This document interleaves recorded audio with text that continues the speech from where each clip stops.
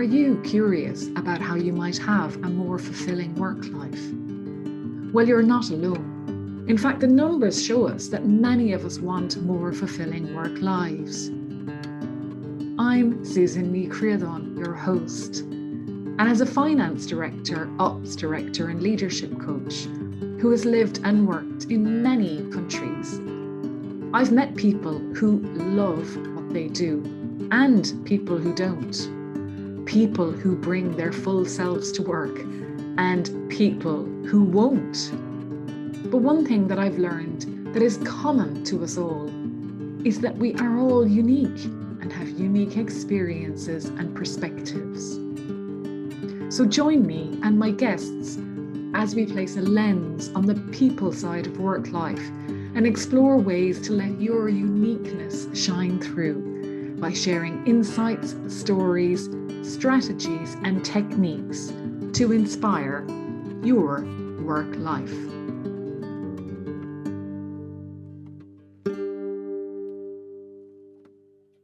Hello and welcome to episode 41 of Life Beyond the Numbers. This week I've put together a compilation from some of the episodes that have gone out between January and April of this year. They're largely focused around the theme of the workplace or the workplace environment. And in the first snippet, we hear from Kevin Ashley, an entrepreneur who talks about how the secret to success was people.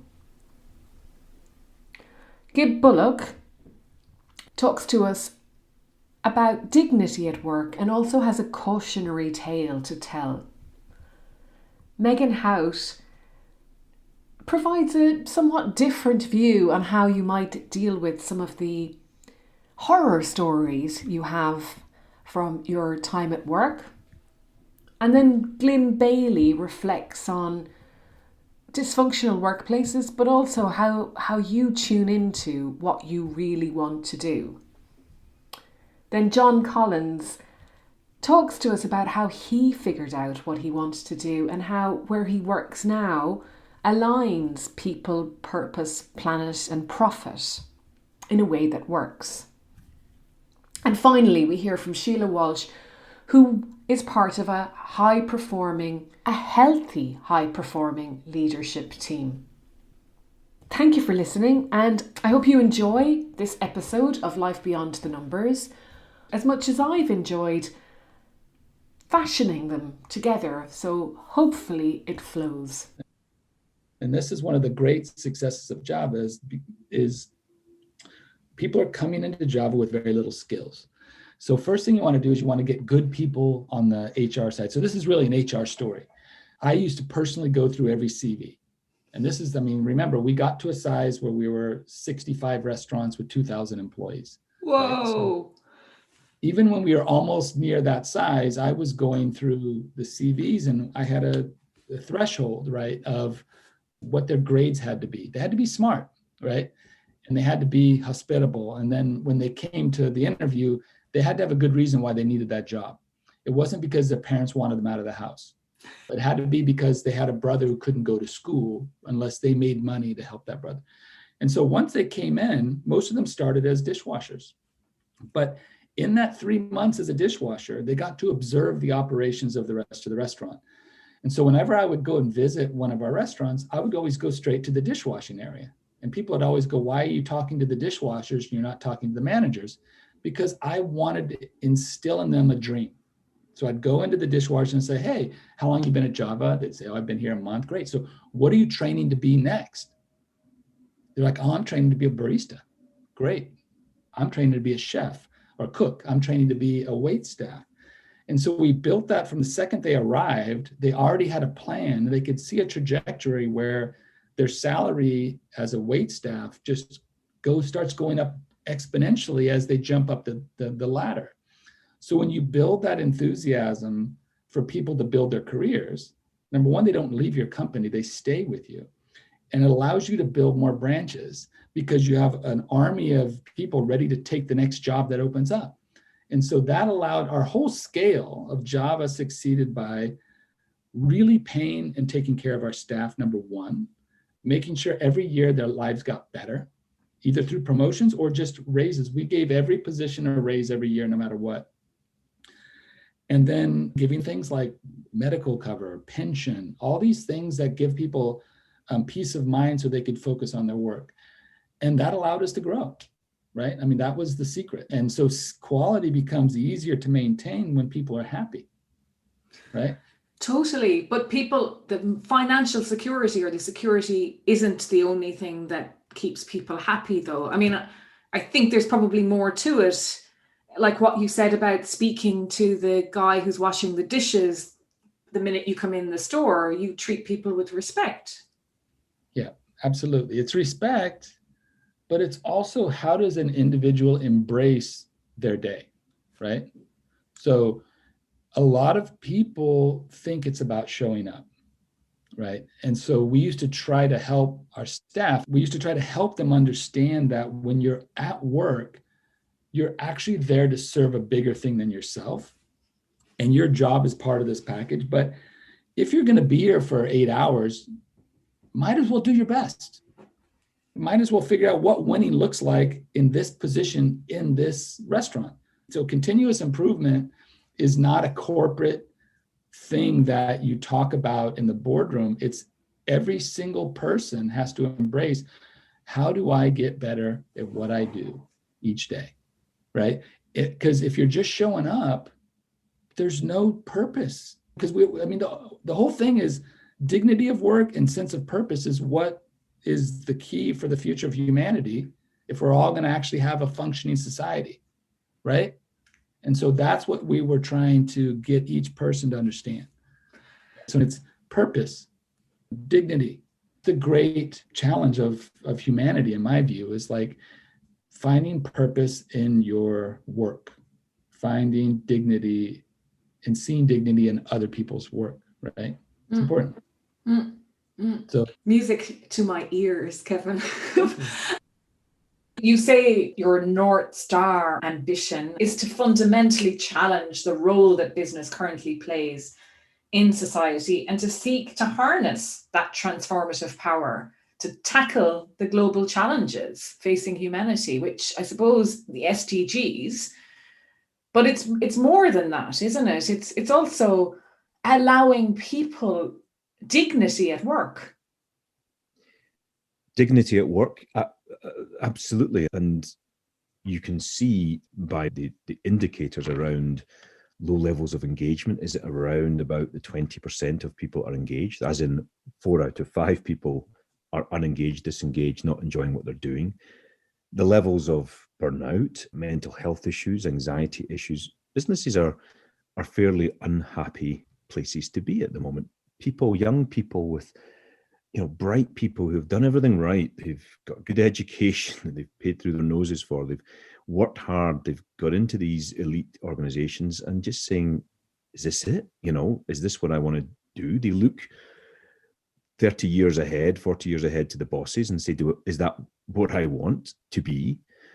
There's not that many role models, I don't think. And so there is a fundamental challenge, identity crisis that business is playing at the moment. The response seems to be, we'll make our happier places. Google will create these playgrounds in their campuses. We'll have bar football in the canteens. We'll put fruit in the desk and gym memberships and think that's going to make you happier. No, I think until business at the highest levels, at all levels, frankly, takes a long, hard look in the mirror and says, what are we here for?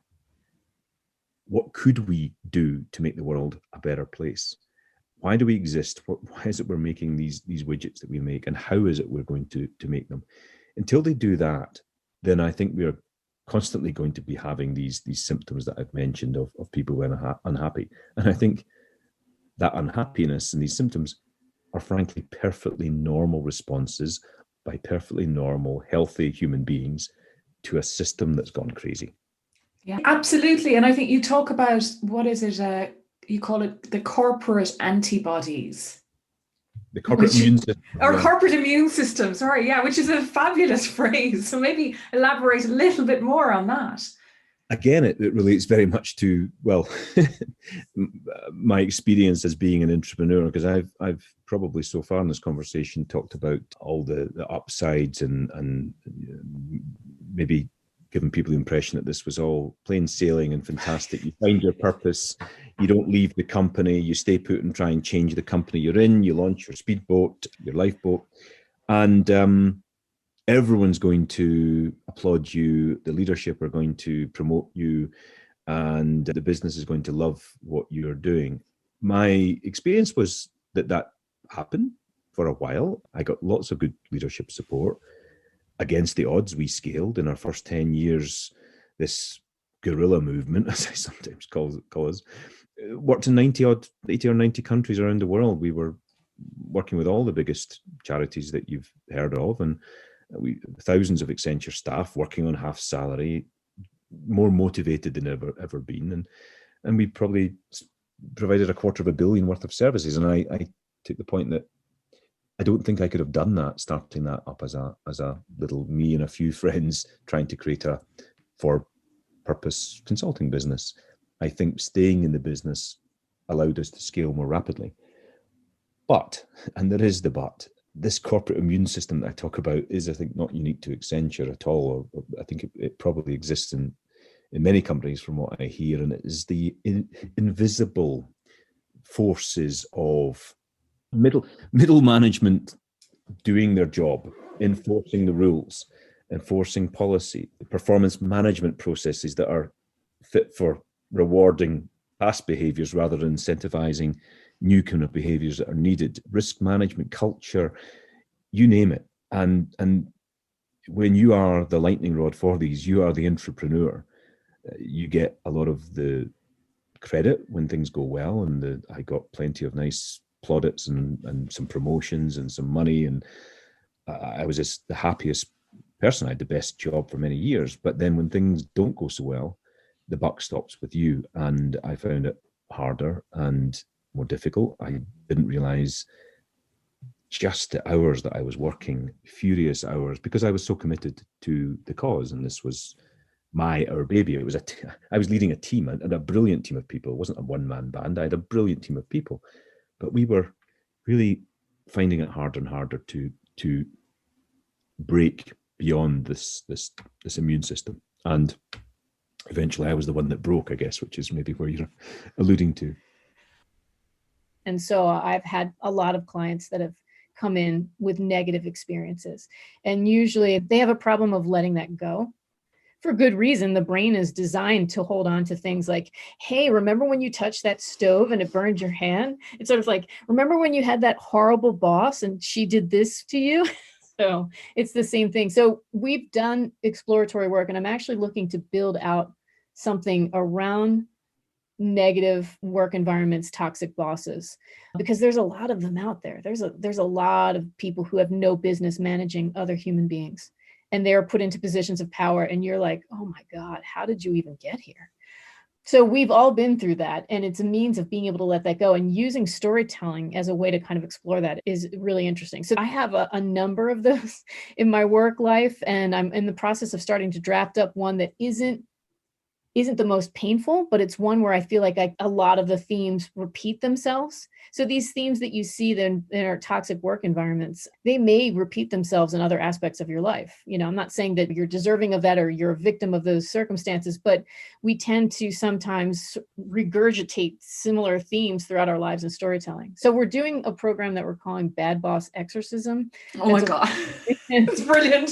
Yeah, writing process where it's kind of combining the horror genre. So telling your bad boss exorcism, because inevitably when you ask somebody like, oh, have you ever read a bad boss? You're like, oh, I have horror stories to tell you. Now, everyone has a horror story to tell you about work. And I don't think that it's coincidental that they happen to choose the term horror, that it's this cautionary tale, that this idea that you kind of are in this space to learn from it. But then how do you let that go? Right? How do you help the brain to let that go, to move forward, to recognize your possible role in it, or not possible role in it, or understand certain aspects about your boss so that you have a lessons learned at the end of it. So you can explore this storytelling in a kind of a fun way, and then you create a lessons learned doc that you can take with you afterwards. So brilliant. And I think when I looked inwards to say, what did my heart really want? Where would it sing most? One, I was motivated by, I don't want other women to have to deal with not so good people at a leadership level. And I really try not to swear. Can I just say this one word? Is it okay? It's fine. It's fine. I don't want other women to work for fucktards. That's even a new one for me. I've never heard that before. I just don't want other women to work for people that just have no ability to recognize the impact that they can have on others' lives and not take their position in leadership roles seriously. And therefore, I wanted to use my own experience of recognizing I needed to find my identity and go inwards to then create that connection to others, to say, hey, don't wait for a trauma moment in your life before you start questioning what you want. Choose what you want for yourself with a level of consciousness now about who you are and where you're going in life, because you've spent the time to get present to what your heart really desires. And when you get present to what your heart really desires, how you show up in the outside world makes a significant difference. And I think one of the things you say in the book as well, actually, is that toxic leadership, or that environment, that bullying environment, is a lot more prevalent than people really understand. And you talk about the corporate environment. Now, I've spent a lot of my career in international development or humanitarian work, and I can tell you it's alive and well there too. So I would say that wherever you have people and unhappy people, yes, you'll have those environments that allow that behavior to flourish and thrive, and to the detriment of hearts. Yes, absolutely. It's because they've separated themselves from themselves in some way, because I'm a big believer that people inherently are good. You know, humanity inherently is good. And therefore, when people have become separate from their hearts, that in some way their ego has then taken over. It's this sense of I need to find my way of exerting my power in some way, and therefore, in order to feel whole, this is how I'm going to show up. Instead of realizing that actually, if you did fulfill what your heart really wanted, where you had a level of joy and connection to the way you were living your life, you found happiness, the way you would then show up externally would just imbue that same sort of joy and internal happiness that you found. And I think that's part of the challenge, is that there are a lot of people in every environment, as you said, where there are humans that are blindly on a journey following what society has said is a norm, which is get a job, measure your success by your wealth and your material possessions or status, and everyone's on that track to be someone, to be seen, to have a certain standard of life that can be deemed to be successful by some society's measure. And internally, we're all emptying our own cups, because actually it's not the truth of who we are or what makes us really, really connect to the joy in our hearts. When I think about finances, actually one of the, I can't remember where I heard it, but this idea of a return on investment. How many people trade 5 days of unhappiness every single week for 2 days of freedom at the end of it? What kind of return on investment is that? Who makes that deal? Why would you do that? That would not be any kind of investment anyone would sign off, to go 5 days of unhappiness for 2 days of freedom at the end of it. Like, it makes no sense. So, but yet there are so many people in jobs that make them sick and unhappy and behave in manners that are not in alignment to who they are at their core, because they've lost sight of the actual truth of what they could access if they gave themselves the opportunity to access that. And it might mean that they earn less money in the short term, or it might not. But I think there's definitely an opportunity to go, is my life just worth that level of misery for 2 days of freedom? Or actually, would I be better off having 5 days of happiness and working in an environment that actually allowed me to experience more of who I am at my core? John, on your LinkedIn profile, I was struck by something that you have there. As you say, after 18 years of professional experience across multiple sectors, I have learned the obvious truth. Great people serving a great purpose make great organizations. Yeah. Tell me about your discovery. Well, firstly, it's very worrying for you to say 18 years. I still feel I'm, in my late 20s. But anyway, I think I remember rewriting my LinkedIn profile, Susan, and I think if everyone is honest, they mull over that for a long time. And before that, I had what I would call a fairly standard bio, which was all about dynamic and results focused and all of that. And in reading it, I just felt really quite inauthentic about that. And when I reflected back on my career, so I trained as a chartered accountant. I think I mentioned this to you before, my father was an accountant, and I think that's probably the main reason why I became one as well. But I went straight from university into accountancy with Deloitte, and then straight into another role with Diageo, which ended up being, I think, an 11 or 12-year stint with them.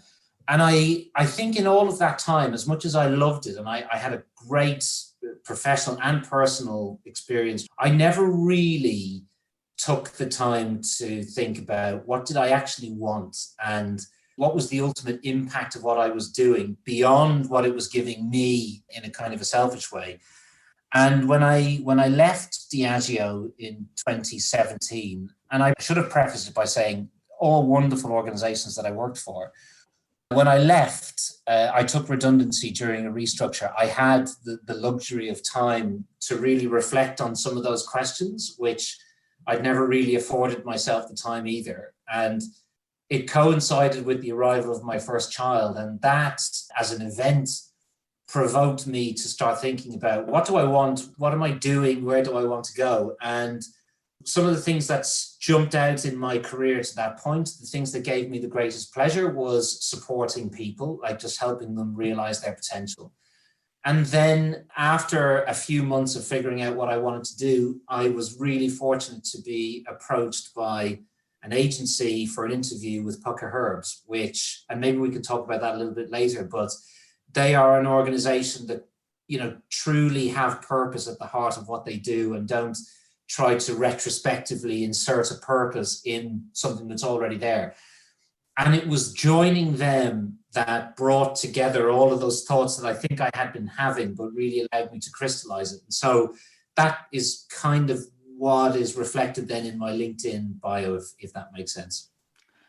So H.E.A.R.T, they're a beacon, I suppose, for sustainable and ethical business. Yeah. And can we really have it all? Can we do the people, purpose, planet, and profit? And can they sit together, John? Yes, Susan, is the answer, in my own opinion, by the way. No, that's not a definitive yes.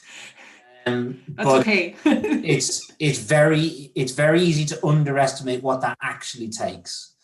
Every business today will talk about their purpose, right? And they'll talk about their sustainability agenda and all the good things they are doing. And that generally is great, right? Because wind the clock back even 5 years, and that wasn't the case. And even Diageo, when I look at some of the things they're doing in their supply chain, this is like game-changing stuff in terms of water usage and stuff. And that wasn't really on the agenda 5 to 10 years ago.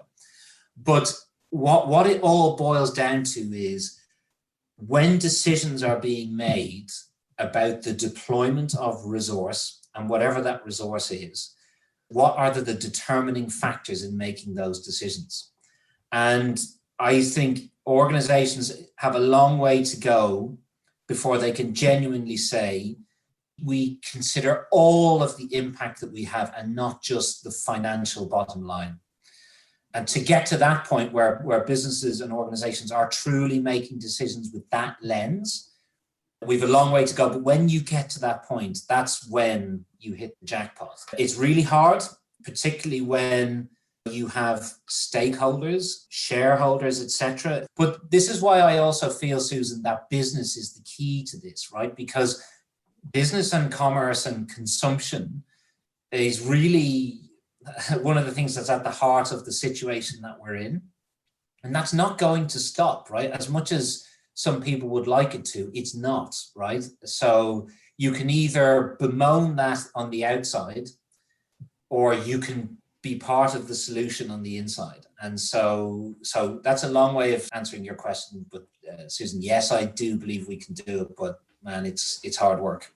Oh, well, it's not a long way either, because I think there were so many points in there that are important, John. And it is very easy to think, yes, we can just flip a switch and kind of prioritize people even, and then the planet, and not just profit.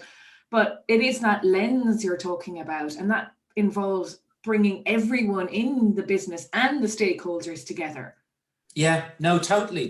But and I also think, Susan, on that, it is easier now because you ask potential candidates who are joining your organization, what are their intrinsic motivations, and 80-90% of the time they will say, I want to be part of an organization that is making a positive difference in the world. And that's a genuine thing. That's not a soundbite that they say, I think they want me to say this because I'm in the interview. I do think that the new generation, I don't even like saying new generation because it says I'm not part of that. And that is the truth that I have to accept.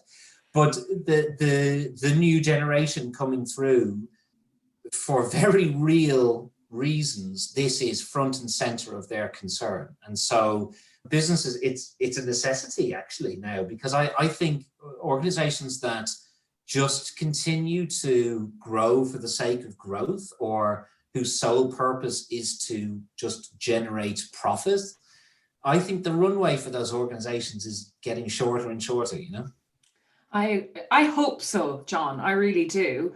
And I hope that the longer view comes into play more and more, and that the short-termism focus that a lot of organizations have, tied around bonuses or whatever it might be, starts to get disrupted. Because I think that's then when, if you can shift that, you can shift to a longer term perspective. And it sounds to me like with an organization like H.E.A.R.T that allows somebody like you, or all staff, parental leave and everything, like you said at the beginning, the loyalty is there then to continue working for them, and you have a long-term view. Oh, for sure, Susan. And I would say that the things like parental leave and the perks, if you like, are important, right? But they're not the fundamental positive thing about the organization, right? That is great. And I think it's a characteristic of a very progressive organization that values its people. But the most satisfying and motivating thing about an organization like H.E.A.R.T is the genuine feeling that we are making decisions for the right reasons, and we are taking into account all of those factors when big decisions are being made. Like, we genuinely are. We're not just saying we are, and we're not just parking it in the sustainability team who sit over there and create a nice report at the end of the year. It's right at the heart and center. But also, I think what you say is very important, Sheila, about the leadership team walking the talk and not just expecting the rest of the organization to. So you have a team coach, and what's that like? Well, it's just brilliant. I mean, Cormac, our CEO, when he joined us, he came from Australia, and I know from my conversation with Cormac, would be a few years ahead of kind of just thinking and that type of thing. And he'd been on his own journey, which you can find on YouTube. And he went down and hadn't been a CEO previously, and over his 7 or 8 years was on his own journey, and kind of learned the value of investing in your LT and actually really driving that cohesiveness. And so when he arrived, he brought that with him, and he didn't wait, he didn't delay. He's like, this is super important, and has been just pretty much religious about it. So when I joined the team as in my role at the moment, it was just different. But I mean, as a coach myself, and I've done lots of team coaching, but it was different to be on the other end of it. And it was really interesting. Our coach is fantastic. He's absolutely brilliant. And obviously he's built relationships with all of us now as well. But I think the really great thing is he calls us out. He doesn't let us get comfortable. And in fact, he's like, you're all getting a bit too comfortable now. And then he'll just throw in a bomb. He's like, oh my God. And it's fantastic, because it's like anything. It's like any sports team. They don't wait like every 6 months or 2 years, or we've done something or we won't bother revisiting it. You have to, and for me, that's the key difference about the team that I'm working with and what, that I'm in at the moment is the bar is constantly being set. And it's fantastically challenging, but in a good way. And so, yeah, it's great to have that resource. It's super to have that investment. It makes us a better team. And also it gives you credibility with the business, and we cascade it. So we call it organizational health. And we always had this kind of premise that we wanted to be high performing. And then this year we were like, well, actually it's healthy high performing. So it's not high performing at the cost of something. Oh, I love that. Yeah. So we actually, it might only be one word, but we inserted it into our org strategy when we did our review. And we're like, well, actually it is about healthy high performance, and then really focusing on cascading that organizational health piece. And it's very practical stuff. So it's all about like meetings. How do you run really good meetings, and what meetings do you need when? Stuff like that. Just the cadence, the cascade, just being super focused on your strategy, your priorities. And one thing our team coach is brilliant at is really ensuring we ruthlessly prioritize, and that we're constantly, that we don't just sit and go, oh, these are, and I'm not saying we would because we're not that type of team, but equally, it's just ensuring we don't get comfortable, we don't get complacent, and that we don't fall into the ruts of friendship or whatever within the team that we're kind of like, oh, I can't say that to that person now. So it's about that peer-to-peer accountability is a really key piece whilst being focused on the results. So Sheila, if you had to describe in one word, what's the difference between another leadership team you've been in and this one? What would this one bring to life for you? Oh, that's hard. Oh, not a woman of one word. Okay, give me a couple then. Go on, give me a sentence. The word that was coming up for me was, it sounds very refreshing. It is refreshing. And to be honest with you, the word I was going to say was challenge, but sometimes challenge has a negative connotation. But I mean in this respect that it makes you want to be better and be better. I think challenge is a great word. But you're right, it is refreshing. I think each of us are completely at ease with each other. We can also certainly be, I can speak for myself as well, like vulnerable with each other. Be happy to pick up the phone to any of them. We've gone through a fairly tumultuous 12 months. We've seen each other's soft underbellies. There was days last year, and it was strange when we went into the very first lockdown. I felt quite separated from the team, and I was surprised at how much it impacted me, because I headed west to my mum's in Sligo, and I was super emotional, and I really felt that I wasn't pulling my weight on the team. I felt that the rest were in Dublin, doing all the good stuff, saving the business, all that. And I really felt quite removed from it. But this was all a construct in my own head. And we actually had a session with our team coach, and we talked that out. And it was just really interesting. And it was just like, well, none of us saw that or whatever. And it was just fabulous. But I'm saying all of that now, there were snots and tears. And I was really like, oh my God, I'm dead emotional about this. But as soon as I cried, I was fine. And there's an openness and honesty. Very much so, like absolutely. I do feel sorry for Cormac sometimes, my boss, because I'm sure at times he thinks I wish Sheila wasn't quite as honest. But it is fantastic. It is fantastic. Brilliant. And it is strange to think we haven't seen each other for such a long time. But we've seen each other, sorry, but not in the flesh. But it is refreshing. It's challenging. I just feel super lucky. Cool. Imagine if every day you enjoy work, express yourself fully, and exceed expectations. I believe we're all entitled to have this, and that the future of work life will be changed by those who strive for and create more fulfilling work lives for themselves, their colleagues, their teams, and wider organisation.